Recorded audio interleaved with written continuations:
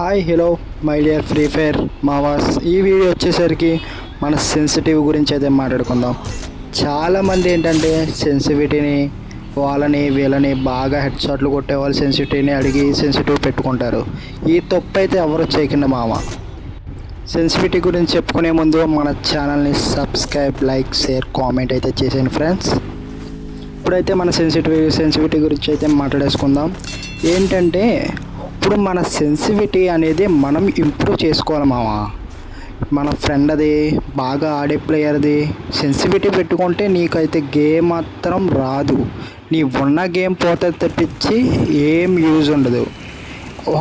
నీ friend head shots కొట్టడానికి reason ఏంటంటే నీ ఫ్రెండ్ సెన్సిటివిటీ బాగా ఇంప్రూవ్ చేసుకున్నాడు. ఇంప్రూవ్ చేసుకోవడానికి కారణం ఏమిటంటే మీరు పెట్టుకున్న సెన్సిటివిటీనే డైలీ గేమ్స్ ఆడడం వల్ల మీ సెన్సిటివిటీ అనేది ఇంప్రూవ్ అవుతుంది. ఇది తెలుసుకోండి.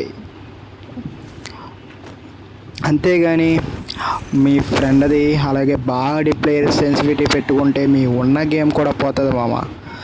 మళ్ళీ అంటారు ఏంటంటే లేదు బ్రో, మేము ఎప్పటి నుండి ఇదే సెన్సిటివిటీ పెట్టుకుని ఆడుతున్నాం, అయినా బుల్లెట్స్ ఫేక్ డ్యామ్ ఆడుతుంది, కొన్ని బుల్లెట్లు అయితే స్ప్రే అయిపోతున్నాయి అంటున్నారు. అలా అయితే ఏముండదు బ్రో, మీరు ఆడుతూనే ఉండాలి. స్ప్రే అవుతుంది, కొన్ని బుల్లెట్స్ డ్యామేజ్ అనేది మాత్రం కూడా అవ్వదు. అలానే అవ్వదు. మీరు అవ్వట్లేదని మీ సెన్సిటివిటీని ఎక్కువ మార్చడాలు ఇవి చేస్తే మీ ఉన్న గేమ్ ప్లే పోతుంది. తర్వాత మీరు చాలా బాధపడతారు.